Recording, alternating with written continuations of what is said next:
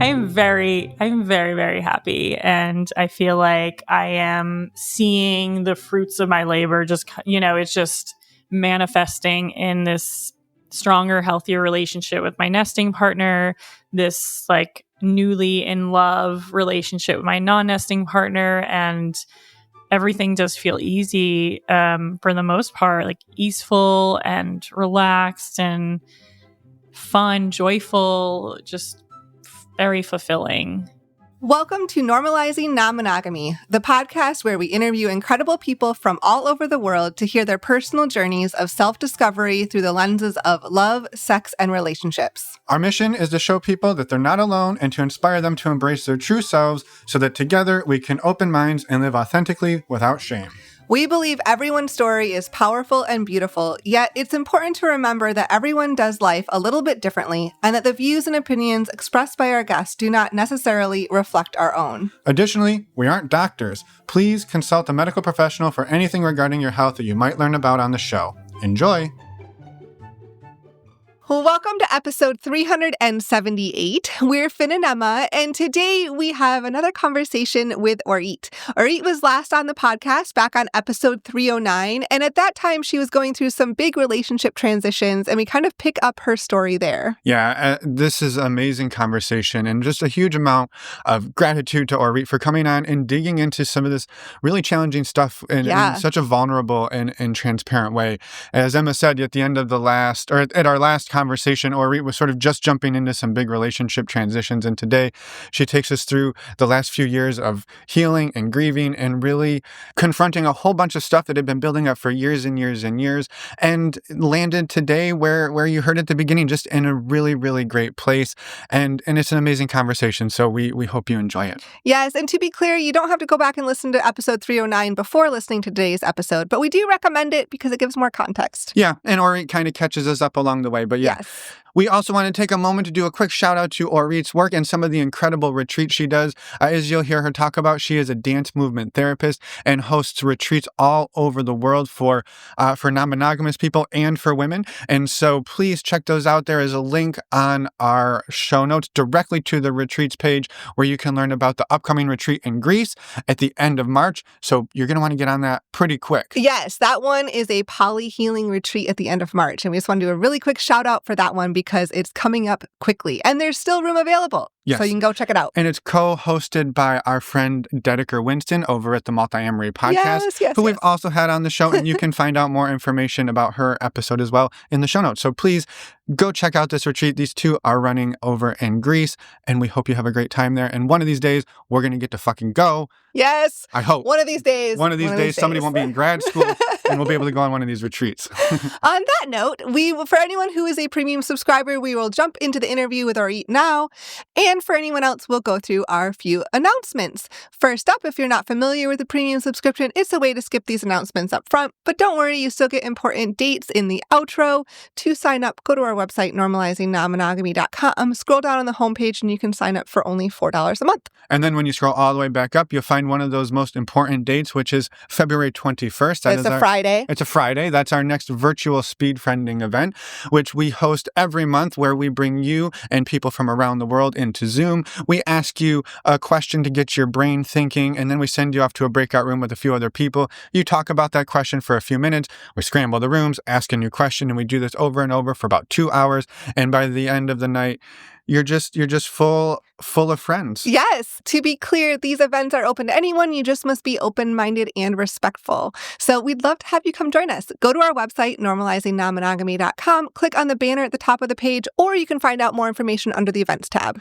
Next up, we want to remind you all about our virtual community. Perhaps once a month hanging out with people isn't quite enough. Well, we've got you covered. Emma and I love bringing people together, and so we have formed a virtual community that uses an app called Mighty Networks, where over 300 people from around the world come together to socialize, support one another, and have a great time. Actually, we just added a new games channel. So we did. Yeah, community members are going to start organizing virtual game nights. So please. There's a book club too. There's also a book club. We do monthly support calls, and there's all sorts of good stuff. So please check it out. We'd love to have you join us. It's only a couple of bucks a month, and you can find out more information on the community tab of our website. We also have a workshop coming up for our community on February 12th, all about shame. To find out more, go to our website, as we've told you, normalizingnonmonogamy.com. Click on the community tab. All of the information is there, and you can reach out to us if you have any questions. And the last thing we want to tell you all about is our favorite way to get tested for STIs. STDcheck.com. Nailed it. Our favorite way, and the service that Finn and I use. Yeah, we've been using it for years, and we want to say thank you to everybody else who's been using it for years. When you use the links on our show, on the show notes or on our resources tab of our website, you save $10, which helps bring the cost of a 10-panel test down to only $129. It also helps support the show financially, so thank you for doing that. Woohoo! I think that's it. Woohoo. That's it. Other than please send us an email, send us a voicemail. We'd love to hear from you. We'd love to have you come on the podcast. You don't have to have retreats around the world. You just have to be you. And we would absolutely love to have you. So please reach out and we will make it happen. We promise. You can find out that information on the Contact Us tab. And as Finn said, we'd love to hear from you. We've gone through all the tabs and now it's time to get into the interview. Let's go. Welcome back to the podcast, Orit. We're excited to talk with you today and excited to get an update on what's been going on in your life and how things have been going. So welcome back. Thank you. I'm so glad to be here. Yeah, we last talked to you about a year and a half ago, and we would love for you to start just by introducing yourself, and then we'll kind of do an overview of where you were at that point and then dive into what's new. Sounds good. My name is Orit Krug. I am poly, partnered, a parent of a 4-year-old now.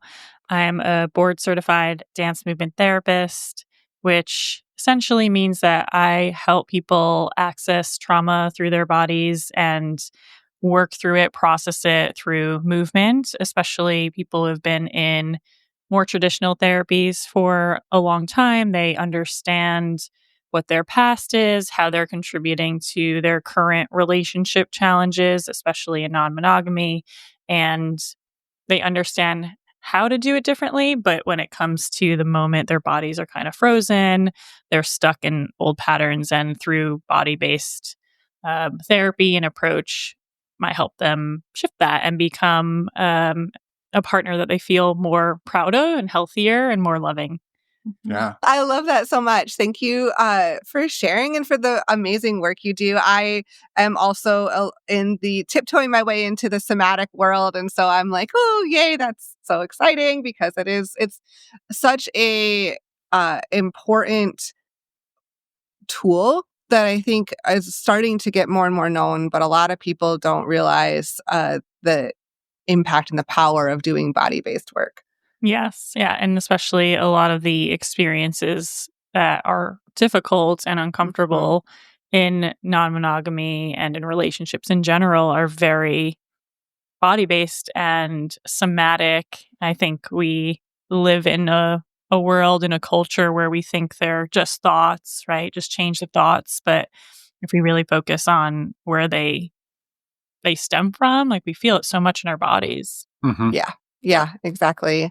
Yeah. And some of us have been completely disconnected from that for like 30 plus years. And we're learning how to find that we have feeling in our body. Yeah, exactly. So some of us on the podcast here are not very well versed in this and are still figuring it out like little tiny baby steps. It's a constant journey. Yeah, totally. Yeah. Totally. So, well, we're excited to talk today, Orit, and to, like we said earlier, dive in and hear what's been changing and going on in life. But maybe for anybody who hasn't gone back and listened to your previous episode, which we highly recommend, maybe give us a high level of like, where were you at that point and what got you to that point? So I have a nesting partner that I am married to. We've been together for a little over 11 years. We've been non-monogamous and identify as poly for the last 3 years. And we're still together, which is wonderful. We've been through a journey. He has had a non-nesting partner for the last 2 years, which I shared in our previous episode that he is with the partner of my ex. We can kind of like summarize all that. Not an easy dynamic to have happen, I can imagine. Yeah, we can definitely talk about that. And I also have a non-nesting partner for the last 8 months. And other than that, that's our relationship constellation. I am pretty involved in local communities, all geared towards people who identify as non-monogamous, but platonic communities and also more kink-focused communities. Yeah. I'm curious just to dig in on the community piece for a moment before we jump all the way in, but you mentioned platonic communities, and I'm curious what that looks like for you, because I think that maybe is a bit of a newer concept for some people that are in this world, and I'm curious what that looks like for you. Yeah, so there is a New York-based community called Open Social. It's really great. If you're around New York, I recommend it. And it is for people who identify as open. And the events that they host, whether they're seasonal parties or once a month community circles or member nights, which is like everyone just brings a dish or a drink and we just talk. Mm-hmm. They're all platonic. There is no play, there's no kink. People definitely branch out and we attend kink related events together outside of it. But basically, when you go to an open social event, there is no pressure or any expectation of any of that happening. It's like really just to build community.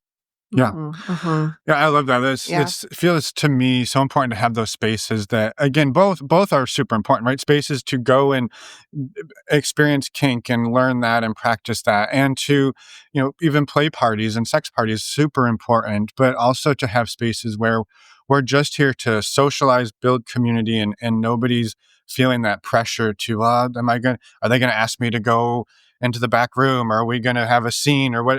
We're just purely here to enjoy the community and the company of others. Yeah. Yeah. And that was, diving into my communities was something that was really important after the last time that we spoke. I think I was about 4 months out of the breakup with my ex, again, whose partner is also now my husband's partner of 2 years. And I tried to date a little bit.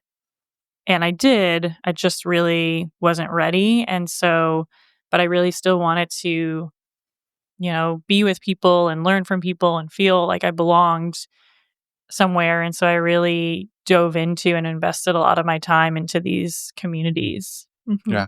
Was there also an element of that you could then talk about, and I don't want it to be like complain about, but to even talk about your experience that you were going through, coming out of your breakup, watching your partner get into a new relationship with your metamor and all of these things, but to be able to talk about it without having to explain it and explain the complicated web of it all, but to just be like, yeah, my partner's dating my metamor, my ex-metamor, and shit, this is maybe really hard, and not to have these confused looks of like, you're doing what now?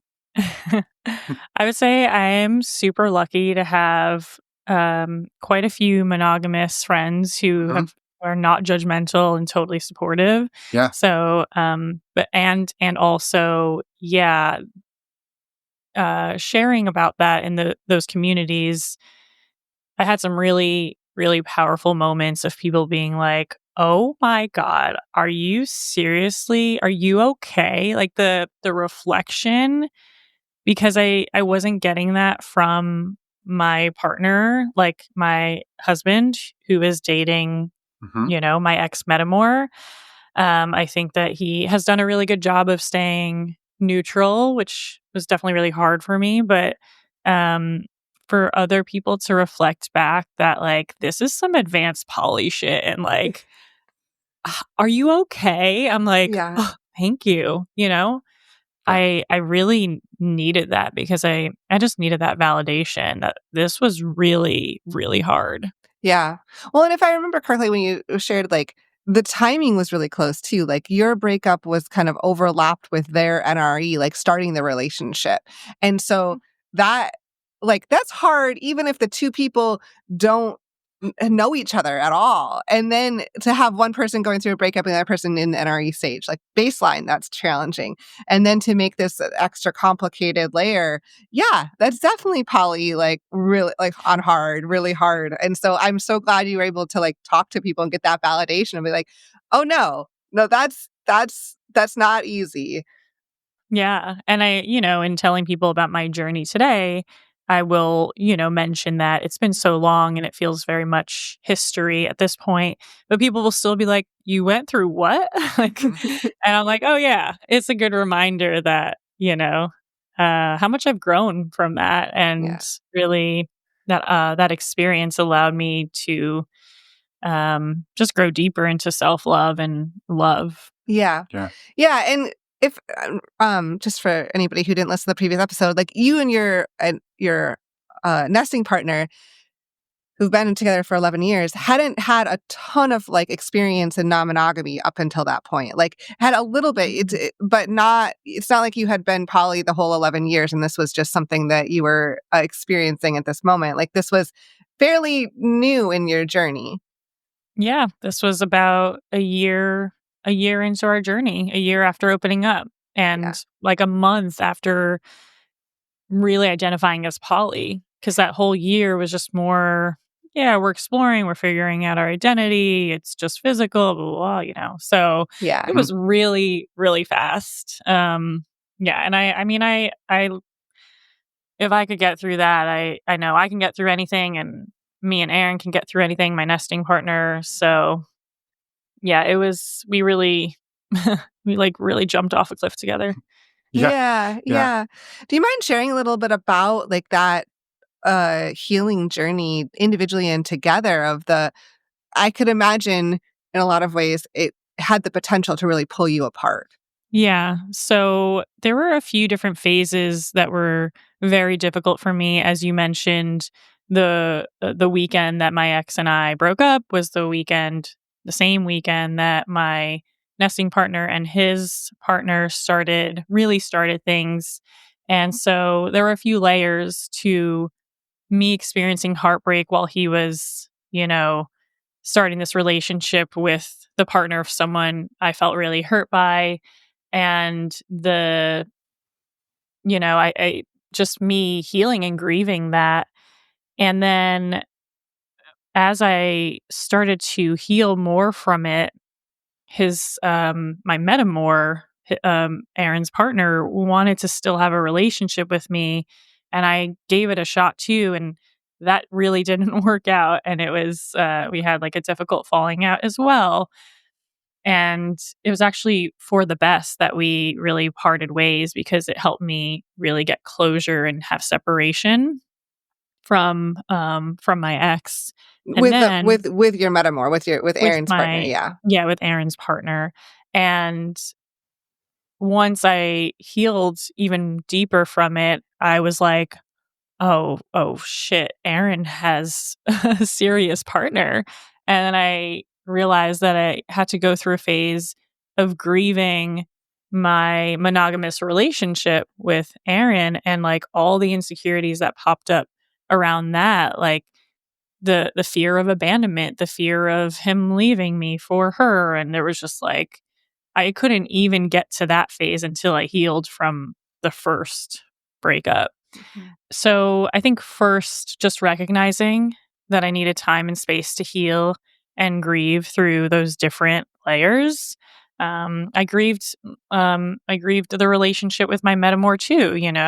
We like built something nice for a little bit, and unfortunately, it just wasn't something that was going to work out. And so a lot of time passed. I guess it was, I don't know how long, but close to a year. And they were long distance. So I had the ability to kind of compartmentalize. Like they planned their visits to each other far in advance. So I knew when it was coming. I was preparing mentally for it.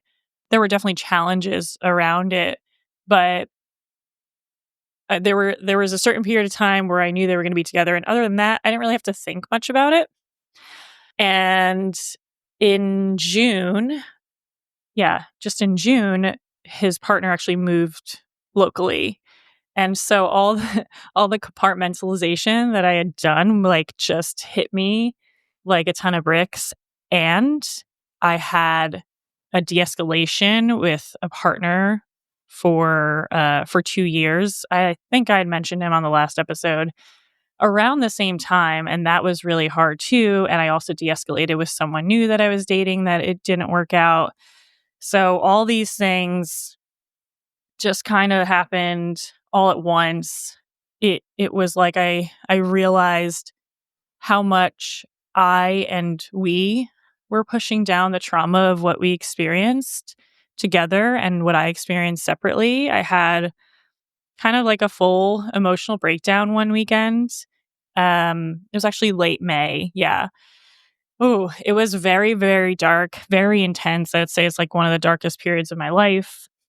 And it just made me realize that like it was the starting to realize that we really need to work through some of this stuff that we experienced. And I needed to work through things that I've already been working through, like my sense of self-worth outside of men specifically, because of the trauma I experienced with my father and my brothers. Like there was so much needing love from a man to feel worthy, and losing, de-escalating from my partner, having the threat of my metamor moving closer, and all the stuff that it was bringing up that I didn't actually really like work fully through. It was just like it was that was the emotional breakdown, and also that I hadn't yet found a partner or a relationship that was able to be like, I wanted another partner who was consistently committed. And I had met some other people that like we'd fall in love, but it was just like they weren't able to commit. They weren't consistent. They weren't poly. So whatever. I've had this voice that was also like, I'm not good enough, or I'm failing at poly. And so there's like all that stuff was going on. And I that weekend, that very dark weekend, was a catalyst for so much healing that's happened in the last 7 months. Wow. Yeah. Thank you for sharing that, like, and just, I don't know, sharing that, like, sometimes you have to, or not even sometimes, oftentimes as humans, you have to go through these really dark, incredibly challenging low points to kind of start to come through and realize, like, oftentimes that's where a lot of, unfortunately, clarity happens. And you're like, oh wait, I don't want to look at this. I don't want to look at this. I don't want to look at this. And I need to. And it sounds like that's really what happened for you in that moment. And then the journey to get out of there and to move into the next, like, another healing portion of it. Yeah. Yeah. Also, it's just like sometimes your nervous system is just so overwhelmed. It's like it's, it can be a wise and useful thing for our bodies to compartmentalize a little bit, or, right? Like, Yeah. disconnect from, like, I had so much stuff happening at once and I think I was doing a great job working through it, but like, I kind of had to hit rock bottom a little bit to be like, okay, we got to do something else about this. We got to go like heal more with this. Yeah. And so what did you do? I mean, coming out of those weekends, and I will say I don't know what yours looked like, but I know I've had variations of my own, and sometimes you're sitting there just looking out, almost like literally looking out the window going, I don't even know how to move from here. Yeah. Yeah. I mean, it was the essence of hopelessness and insomnia, and like, yeah, just feeling really, really dark. And that same weekend, me and Aaron had we already had plans to go to a play party in New York. And we have this rule that we don't always follow, is like no serious conversations on the drive to New York. And the only times that we've gotten into like these just ugly fights in the last year were on these 2 different drives to New York. And so the last one was that last weekend of May, and it was horrible. It was just horrible. I just like, yeah, it was really bad. And the weekend after that play party, and that, we call it like the argument. Yep. We have some of those labels too. Just want you to know you're not alone. And there's nothing, I just want to validate, there's nothing like being stuck in the car with somebody and you're like, oh, there's no escape. I'm going to leave you at this rest stop and I'll pick you up on the way back through. Like, I don't know. And then you're at a play party together. Right. Oh, yeah, totally. Totally. Which, like, it was like before that, it was like, we shouldn't go. Let's go. Let's turn around. I'm not going. But I was due to do a guardian shift. So I was like, I'm not going to like ditch the guardian shift. Right. Uh-huh. So whatever, we stuck it out and we went and your dedication is so familiar, Orit. We had these stories. I feel you. Well, that's like, probably someone else is feeling us too, who's listening to this. Yeah. That's good. That's the point here. So, a week after that play party / the argument, I was due to go to my first music festival in LA by myself, which I've never done.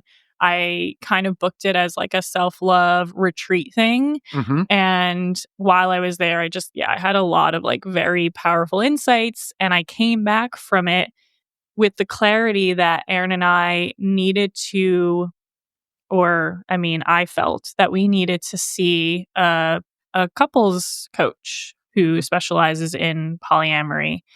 And we had never done any kind of couples therapy together, and he had never been in therapy too. But I pretty much knew he would say yes, he would be on board. And so that was a catalyst. We started working with a coach. And in the beginning, it was like, I think we were seeing her twice a week because Aaron's partner was just about to move. And I was like, it was pretty urgent for me. And then we eventually, started seeing her once a week, and then eventually, twice a week. Now we don't see our coach anymore, but, if we ever have an emergency, we can reach out. But it was about 4 months that we worked with someone. And it was like the best thing that we have ever done for our relationship. And in the beginning of that experience, in our first sessions, was when I just realized, like, oh my God, I've been holding so much trauma inside about like what happened with us, with, what we'd already mentioned with my ex and him and my ex metamor and all that stuff. And just, I was like, wow, I can't believe how much emotion is coming up around this. And then after that, the journey was really about like, there was some stuff that came up around non-monogamy and polyamory, of course, but it was really just like noticing these patterns that we've had for a really long time from the beginning that were playing out in our poly journey. Mm-hmm. And yeah, I don't know. I'm sure you have questions about it, so I'll pause here.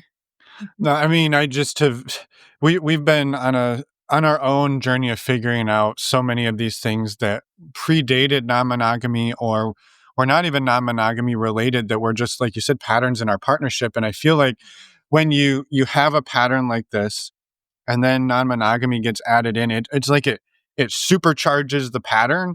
And you're just like, at least for us, it was like we were much more likely to fall into it, and it amplified everything that happened in it. The highs were higher, the lows were lower, and it like we couldn't not look at it anymore. Right. Yeah, exactly. Nailed it. Yeah. I'm curious about something you said a few minutes ago that I'd love to touch on, because it really hit me as well. Around, you said you had to grieve your monogamous relationship. Mm-hmm. And I think what stands out to me in that is this wasn't, I think it could be easy for people to say, okay, we decided on a Tuesday we're going to be non-monogamous, and on Wednesday we had the realization that we need to grieve our monogamous relationship. And I will say it does not happen that fast, at least for us. And it sounds like for you, it was a year and a half or more into the journey, or maybe quite a bit more than that it's like, oh shit, this really is different. What we had is not what we have. Mm-hmm.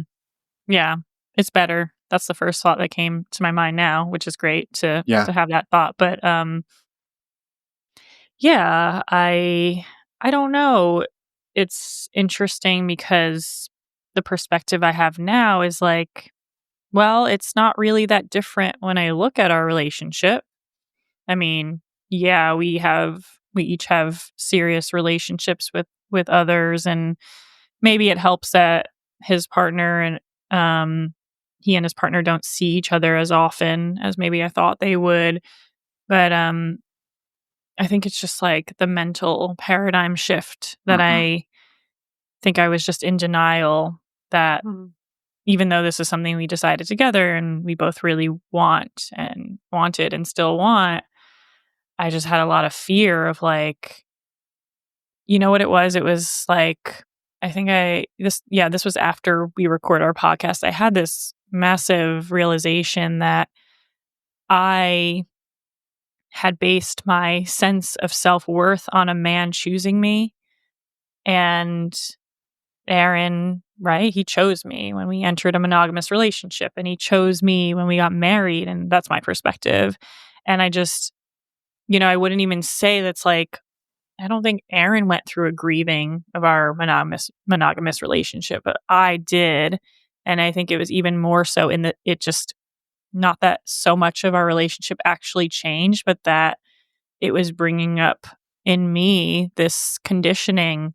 Like I felt a lot of turmoil over him no longer choosing just me, and that, I wasn't quote unquote as special or like Mhm. the only one for him. And I definitely had a lot more challenge around that than he has. He's a very logical, grounded guy where he's like, "Well, yeah, I mean, like we chose to be like this is what we're Yeah. doing." It's like obviously, and I'm just like, "Oh my god, this is what we're doing." Like, Yeah.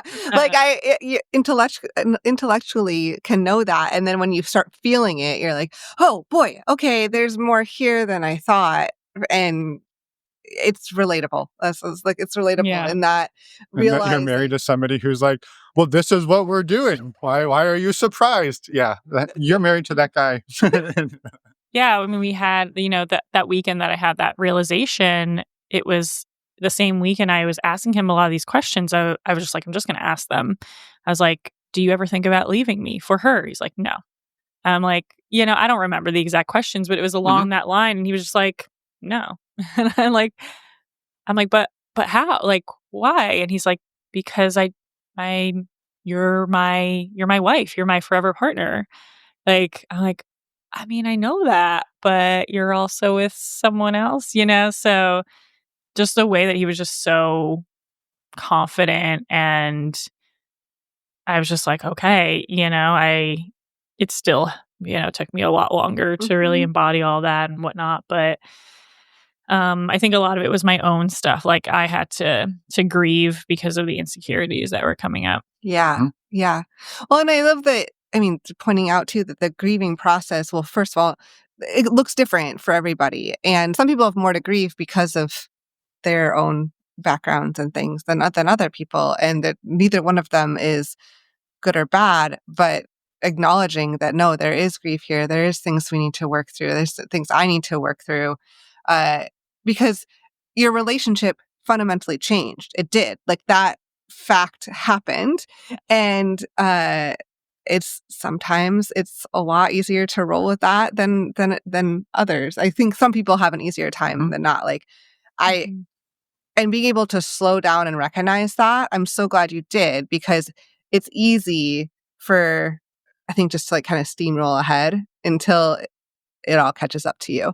And and you're like, oh, wait. Or fill the void, like, "Well, I'll just go get another partner right now, and then I won't feel these things because 'cause I'll Yeah. feel the excitement side of it." Right. Which, like I had mentioned, I wasn't finding the Mhm. level of partner that I wanted, and I feel like that was just divine timing because it really forced me to confront all of these things before I was finally able to get into another serious partnership. Yeah. Yeah.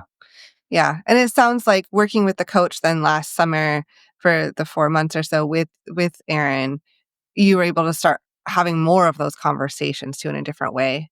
Well, I was able to really voice some things that I felt were lacking for me and why, and we were able to kind of explore together why, for example, I really wanted more words of affirmation.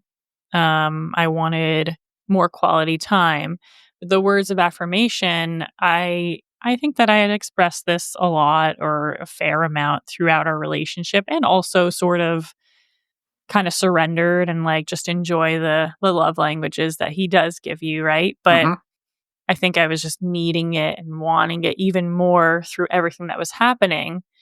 And through the coaching, we really learned why, what had happened in his childhood and how he was raised and his attachment style, just digging even deeper in those things that really allowed me to empathize with why it was so hard. Like, he wasn't just withholding or like, I'm not giving this to you because blah, blah, blah. Like, it was a new language for him. And I think that's a lot of what we were able to achieve together in coaching, is building a lot more compassion and empathy in a much deeper way, so that when we come along these patterns, or these issues, we're on the same team. Mm-hmm. That's our little, phrase that we use when we Yep. realize we're like fighting against each other instead of working together against the issue. Um, and being a lot more, for me, becoming a lot more sensitive to him. Like, he can feel sensitive around not doing the right thing and around criticism, which we touched on in the last episode. And I became a lot more compassionate for that part of him too. And yeah, it just really, really, really helped us identify some long-standing patterns and how we could work through them, whether they have anything to do with non-monogamy or not. Yeah. Yeah. Yeah. Well, and I love in that too, right? It's not, I have compassion for him now that I know growing up, this wasn't a language that he learned to speak. That doesn't mean you don't still need it. But in that moment when you're not getting it, it's maybe easier, at least for in my own experience, it's easier to not go to the place of hurt or frustration, but I can take a breath and be like, okay, I'm not getting it, but I also know it's not intentional or against me. Now, can we talk about it rather than me be upset about it? Because your need is still just as valid the whole time, but we all just sort of expand our understanding of why our partners maybe can and can't do these things at different times. Mhm. Yeah. We're also really, like I had just kind of mentioned, we're also very different in the way that we have relationship challenges. Hmm. I think he never really, I have this abandonment wound that I'm still working through, and I think it's hard for him sometimes to understand that, and like, why aren't you more happy for me, or why aren't you experiencing more compersion, or why is that fear there? Like, I'm not going any, you know what I mean? And Yep. it's I'm like, the abandonment wound is not a rational, logical thing, you know? And that was something that was pretty big, and like trying, like, really for him to empathize with me, and therefore not become upset if I was having feelings about some milestone in his relationship, because he doesn't have that with me. Like, he says sometimes fear comes up, but you just can let it go. And anything that I say, like, I've built a pretty serious relationship with a lot of milestones with my non-nesting partner, and it's just like everything I tell him, like, oh, we just said I love you for the first time. Oh, we're going to Greece together. Like, he's like, that's amazing. I'm so happy for you. I'm like, what? Yeah. I mean, and also, yay, there's no resistance here. Well, but I imagine it also plays into then when you have a reaction or he says, "Well, we just said we love each other," and you're like, like freaking out inside, and you're like, "Why aren't you freaking out? I feel even worse about my freak out." Yeah.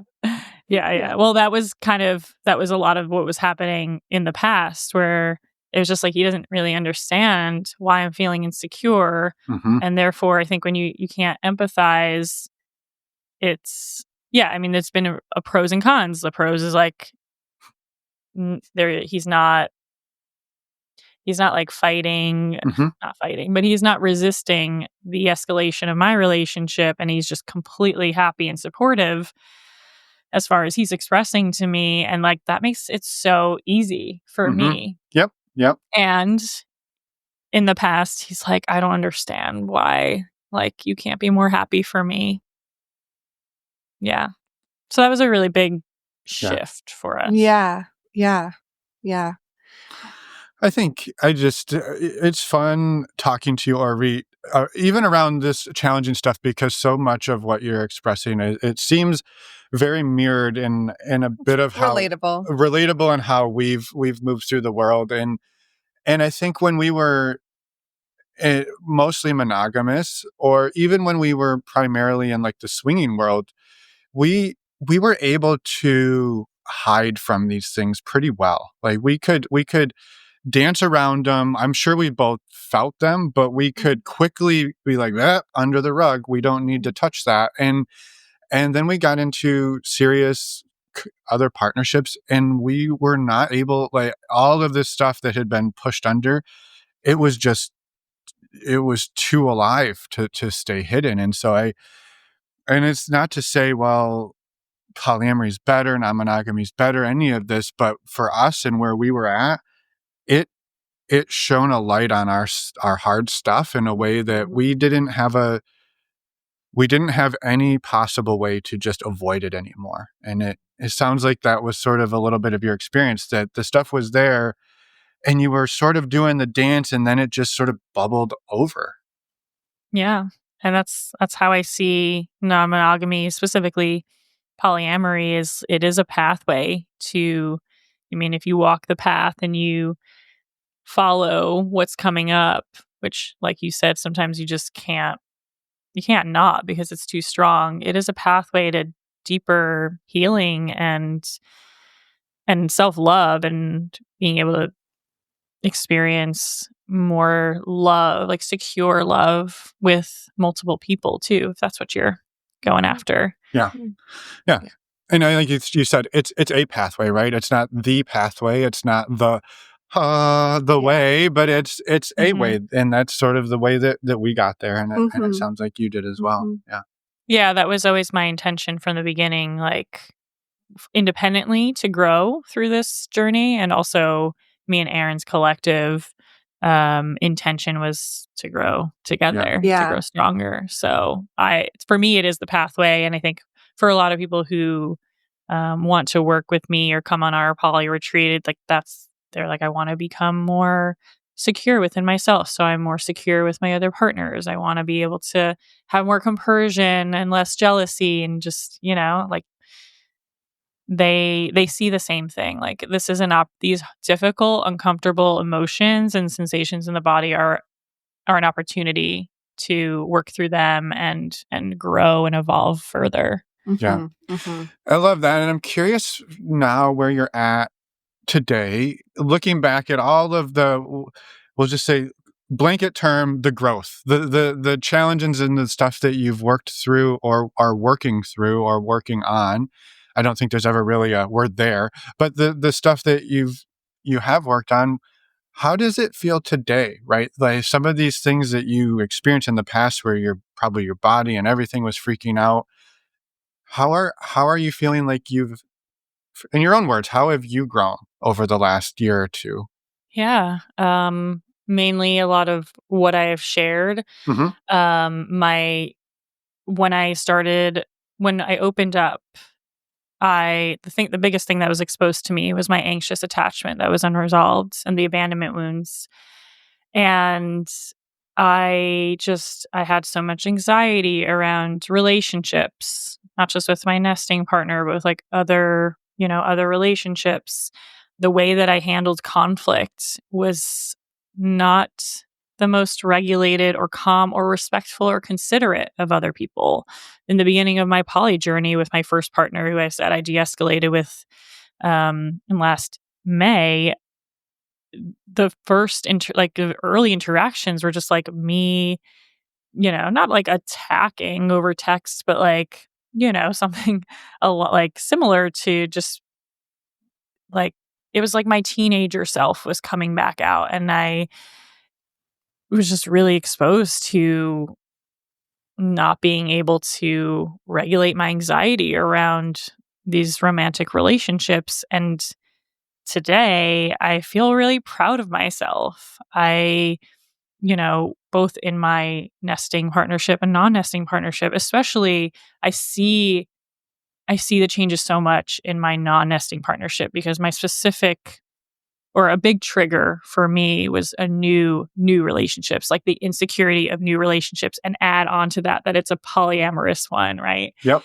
And whenever I have felt any sense of insecurity with him, I can feel it. I can feel it in my body. I can feel the sensations. In the past, as soon as I would feel a sensation of what I'm going to label as insecurity or jealousy or fear, or, I'm scared I'm going to lose this person, I would immediately react to that and like send a text or blame or project or like something not very healthy. And now it's like I can be with these feelings in my body. I can allow the time and space to let them move through me.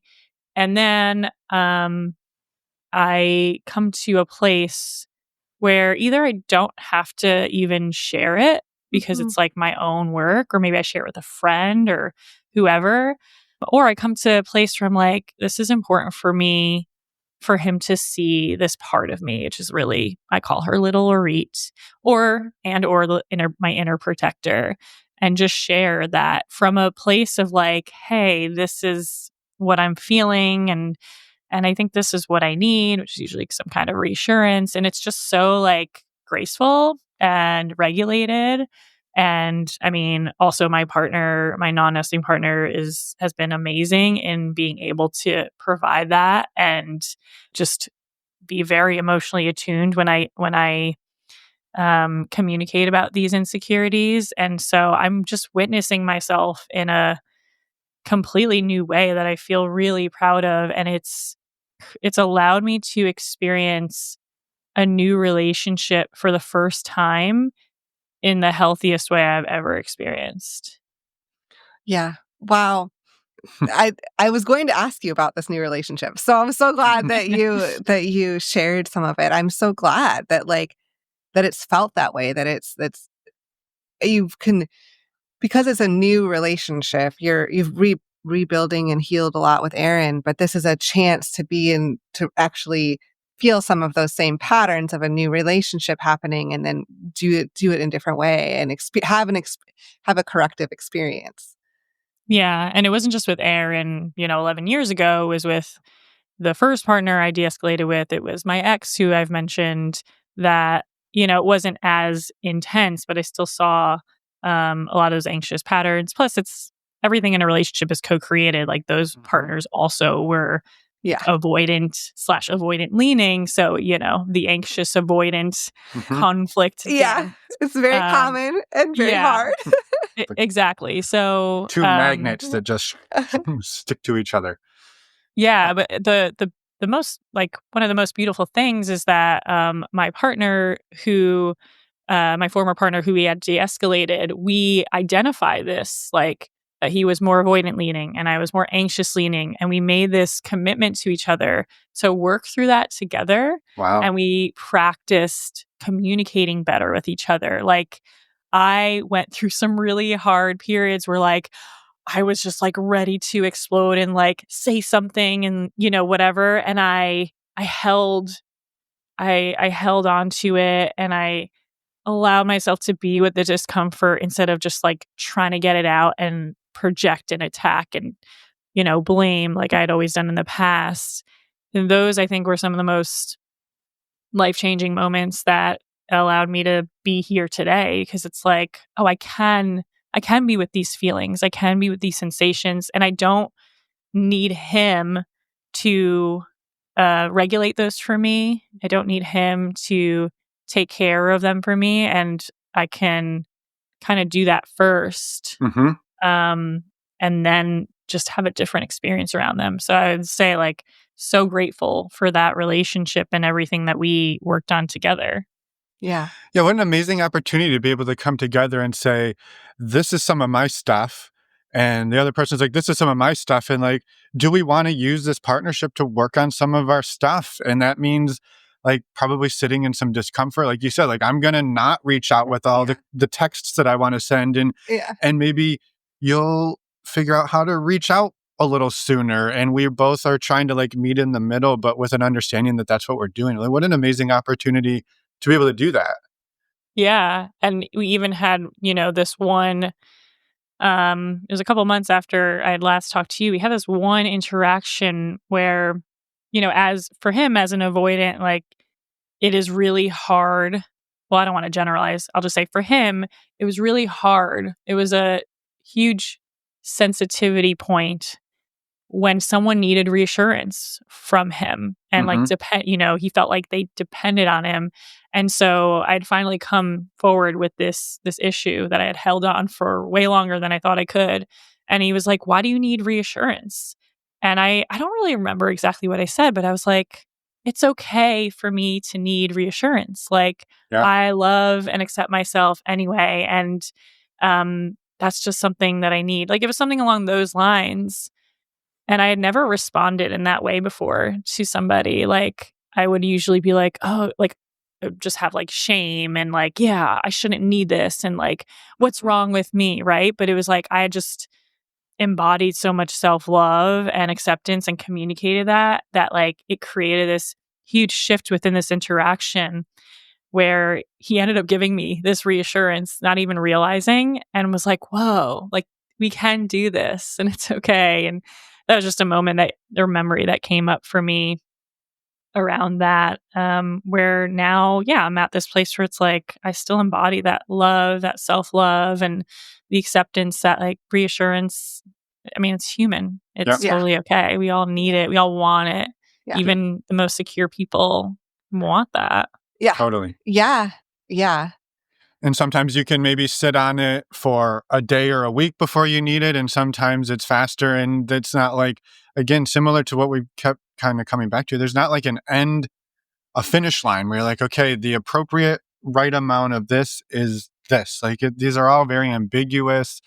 Everybody's different. And we're different, I think, depending on the day, the week, the month. It just, life is just constantly swirling around us. And so what we need at any given point changes. Yeah. Absolutely. Yeah. Thank you for everything that you've shared. I love this conversation and have just loved hearing an update too of kind of where you've been. This has been a really big year and a half for you and a lot of big changes. And it sounds like I'm putting words in your mouth, so please let me know if this is accurate, of like where you feel like you're at today is in just a place that feels a little more easeful than it has. Yeah, I mean, I would say even more, I'm just feeling, I also am under the influence of some NRE, so that's a good acknowledgement. I'm very, very happy, and I feel like I am seeing the fruits of my labor. Just it's just manifesting in this stronger, healthier relationship with my nesting partner. This like newly in love relationship with my non-nesting partner, and everything does feel easy, for the most part, like easeful and relaxed and fun, joyful, just very fulfilling. There's some challenges here and there, obviously, like with every different stage of polyamory. But I feel like all the time and energy I invested into working through the attachment and abandonment stuff that came up at the very beginning is really, really paying off. Yeah. Mm-hmm. Yeah. Well, and it sounds like it's paying off both relationally with others, but just for you, just as an individual, almost irregardless of what's happening around you. Yeah. Yeah, I think that has been a lot of my work, is like the security within myself that now, I aim to radiate out into other relationships and everything that I do in the world. Yeah. Yeah. Yeah. Which maybe brings us to the work you do in the world. And I mean, one of the things that sticks out to me and I love about you sharing everything, Orit, is you're not a therapist or a coach or anything who comes and says, well, I've never felt jealousy or anything like this, but let me teach you how to not be jealous, right? You're like, I've crawled through the barbed wire path, and now I'm also here to be with you as you do. And so I'd love to hear a little bit about your work and some of the retreats you're doing in collaboration with another one of our friends and guests, Dedeker from Multiamory. Yeah. Yeah, I can start there. The Dedeker and I are running our fourth poly retreat this spring in Greece. And yeah, we have been doing so. This is our fourth retreat focused on helping non monogamous and polyamory folks, whether you're solo, coupled, and quad, try whatever. All people are welcome. Really helping people. I think we tend to, as the poly community, listen to a lot of podcasts and read a lot of books and learn all the information and do the therapy, which is like all so great. But just having this immersive experience where we're primarily focusing on what's happening in our bodies, right? Like you just mentioned jealousy. Jealousy is such a huge topic. I think it's common for a lot of people to be like, I don't want to feel jealous. I don't want to feel jealous. I just want to feel compersion, right? Like, just think the good thoughts, think this affirmation, like, let me talk it through. But it's like, when you're going through jealousy, when you really, when you really think about it, when you really reflect, it's such an embodied experience.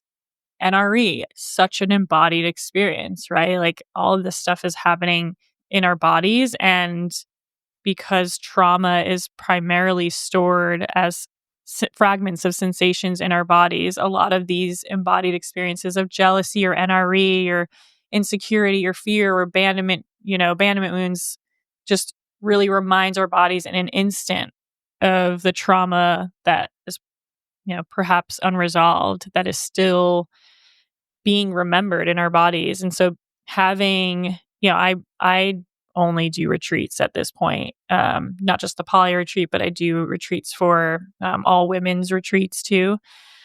I really believe so much in that structure, like to immerse yourself away from the day-to-day chaos of life for 4 days and just like go deeper and deeper with every day that passes at the retreat, just being really intentional with healing through the body alongside other people who are doing the same. So it just kind of like the energy in the space amplifies of being able to really understand what traumas are being, like what was being activated and how we can move through it, literally move through the trauma so that all this stuff that maybe you've talked about or read about or thought about, like you're actually having a tangible physical experience of moving through it and leaving the space feeling differently, feeling like I actually can respond in a different way, which has been really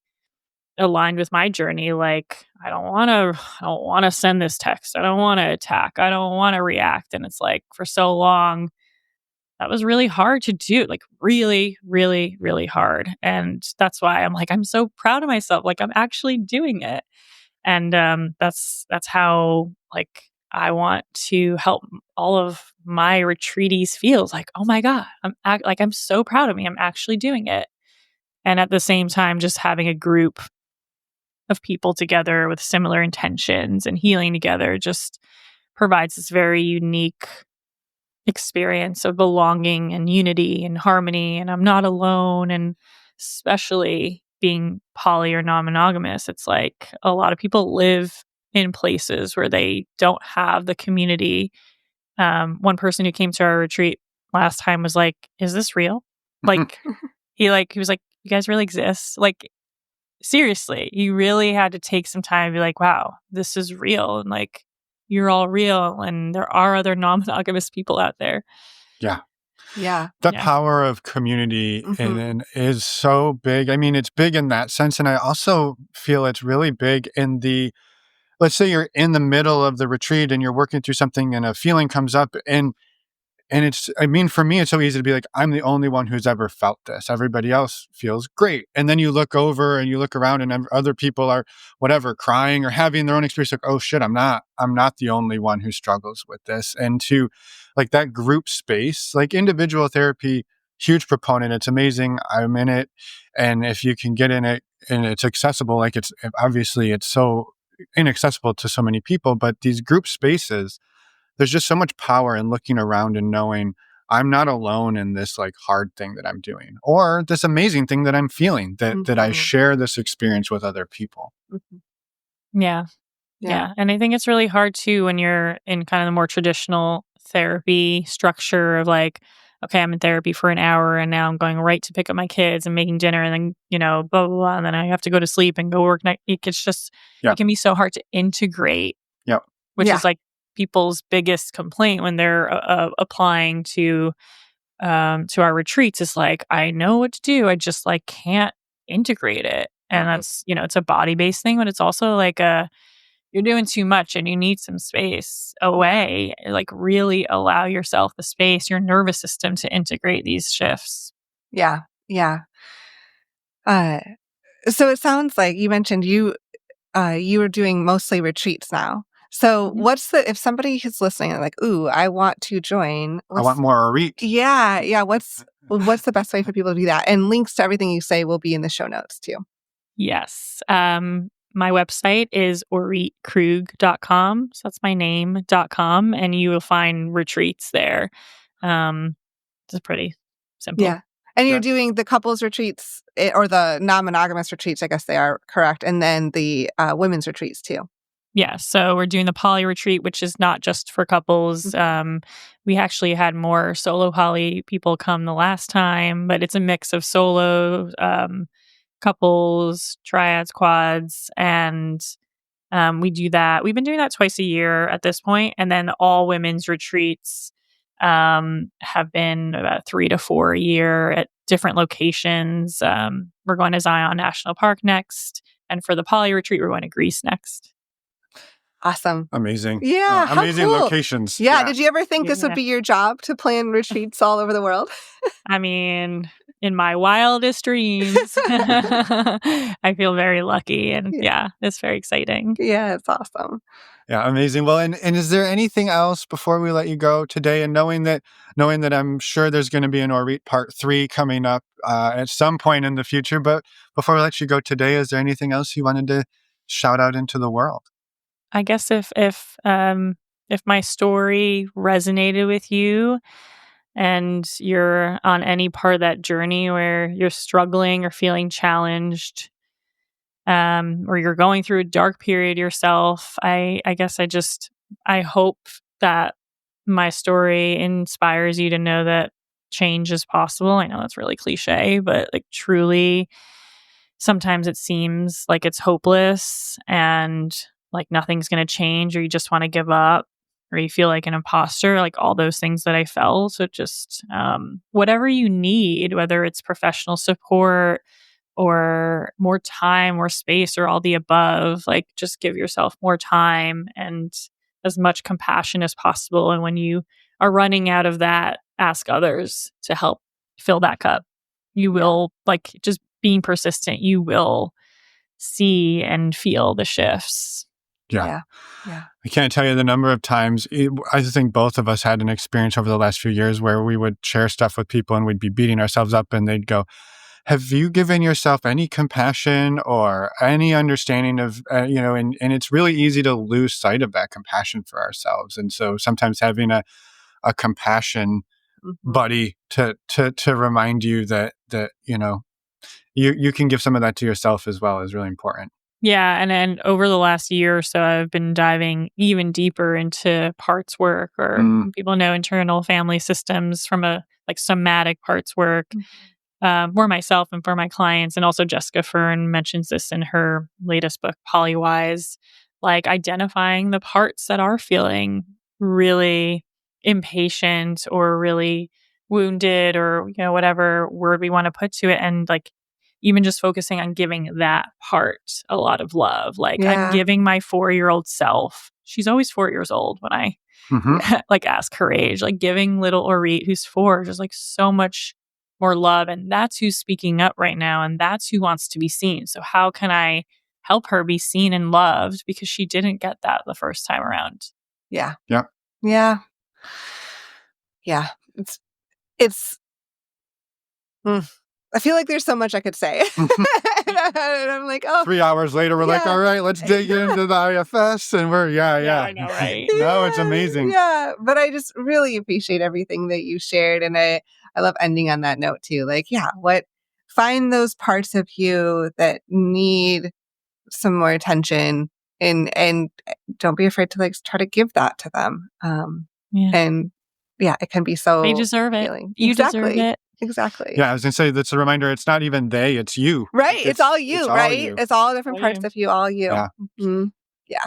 Amazing. Well, thank you, Orit, for coming back on today, for the work you do. And hopefully we send some people to Greece. Yeah. And beyond, or to some of to Zion and to the women's retreats for sure. So thanks so much for having me again. Always a pleasure talking to you. Yeah, amazing. Well, have a great day, and we'll talk soon. Stay warm. Thanks. And we're back. Nailed it. Always nailing it. Every week. Well, most weeks. Some weeks. Thank you so much, Orit, for coming back on the podcast and for sharing everything you did today. And for all of the amazing work that you do too, a quick reminder to anyone listening, go to our website, normalizingnonmonogamy.com, and click on the podcast tab. You can find pictures of our guests and links to all of Orit's work as well, including the upcoming Poly Retreat. Yes, that's being co-hosted with Dedeker from Multi-Amory. Please go check this out. Get yourself on an airplane to Greece if you can, or a boat. Probably want to start soon. We cannot recommend these enough. We haven't been on one yet, but these two do amazing work, so thank you. Yes. We also wanted to remind all of you that our next virtual speedfriending event is coming up February 21st. That's a Friday. You can sign up on our website under the events tab, and we would love to have you come join us. And next week, we've got an interview coming at you with Marie. It's an amazing conversation. We cannot wait to get it out there. Thank you to Marie for waiting a little while. It's been a little while. This one's been in marinating. Yes. So it's ready. It's very ready to get published? Yeah, what's the word? Tender. Ah, yes. I was going to say moist, but I should not. We're digging ourselves a hole. Nobody's still here. It's just you and me, Emma. All right. Have a great one, everybody. We'll see you next week. Bye, everyone. Thanks for listening.